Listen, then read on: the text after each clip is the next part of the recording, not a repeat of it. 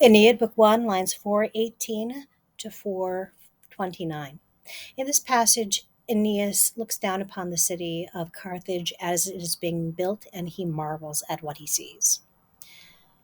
Corpuere here is, of course, a syncopated perfect indicative third person plural. So they, meaning Aeneas and his right hand man Achates, have taken up the road meanwhile. This is following his chat with Mom Venus, well, even though she's in disguise and he does not know that it is her giving him information about Dido and the recent Carthaginian settlers. They have taken up the road meanwhile, where or on which either's fine, semita, the path shows. And now they were climbing the hill, qui has as its antecedent column, where, or rather, which Iminet hangs over the city. Plurimus here, take it as a predicate adjective, very much or very greatly, and looks down or looks at, down from above, the adversas arches, the opposite citadels. Aeneas is amazed or marvels at, is amazed at the mound, the heap of construction, huts once. This megalia here, by the way, is a Carthaginian origin word, not a Latin word. Here, Virgil seems to be tossing a little bit of flavor. It also refers to a suburb of later Nova Carthago, New Carthage, when it was reestablished as a settlement under the reign of Augustus. Mirator again gives us an aphora. He marvels at the gates. Notice first declension noun makes it gates, not port. He marvels at the gates and the noise and the paths of the streets. The Tyrii, here the Carthaginians, being eager, participle, urge on or get to work. And here we have a series of 5 historical infinitives. We then will translate these main verb infinitives as though they were indeed imperfect indicatives.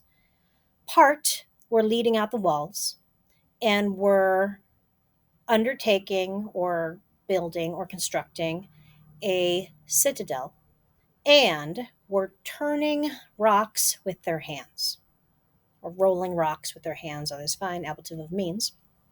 Part, we're choosing a place. Tecto here literally is a roof, but when I say my head is me, I employ synecdoche, and so therefore a roof also implies an entire building underneath it with synecdoche. Part, we're choosing a place for a building, and we're enclosing it in a ditch or in a foundation.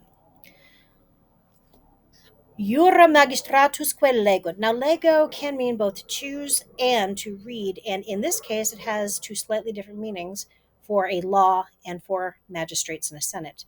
They enact laws, legunt, jura, and they choose or elect, others fine, magistrates and a holy senate.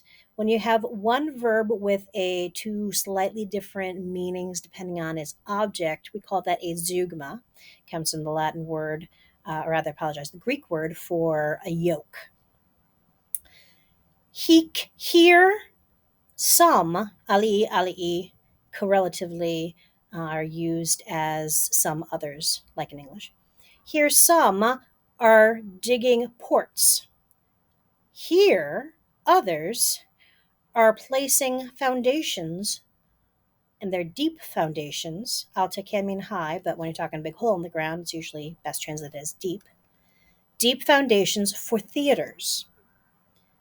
And they carve out from the cliffs immense columns, appropriate decorations for the future theater decoration or frontispiece. In this particular passage here, we see what makes Carthage, what makes for a civilized city. It is buildings, certainly, and reinforcements like the walls and the citadel, but is also laws, elected officials, a holy senate, ports, which suggest some kind of mercantile trading routes, and theater, the arts, ways of expressing greater sentiments than just the practicalities.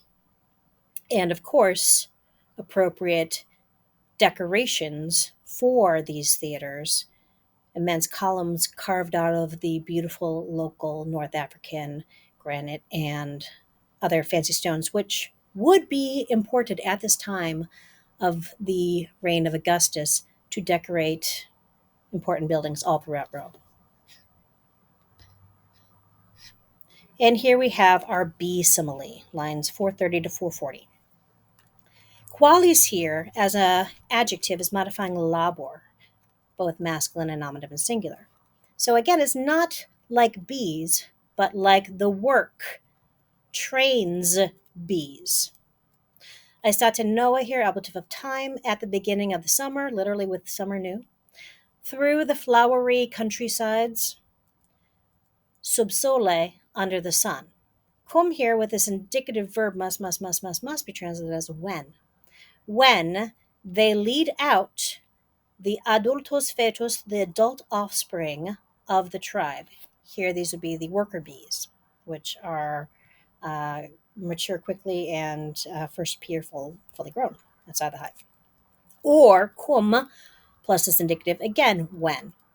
When they stuff liquid honey and swell distendant, the cells of the honeycomb understood, with sweet nectar, ablative of means. Or they receive, or rather, I should say, the burdens of those coming. Venientum here is a substantive participle, referring to the bees that are off gathering nectar. Or agmine facto, ablative absolute, ablative noun, ablative participle in a sentence for no good reason. And we've seen the same image with the winds and also the deer lining up to be slaughtered. Here, after a battle line has been formed, has been made, they ward off Arkent from the enclosure, aka the beehive, the Foucaults, the drones, that unnoble or that worthless herd.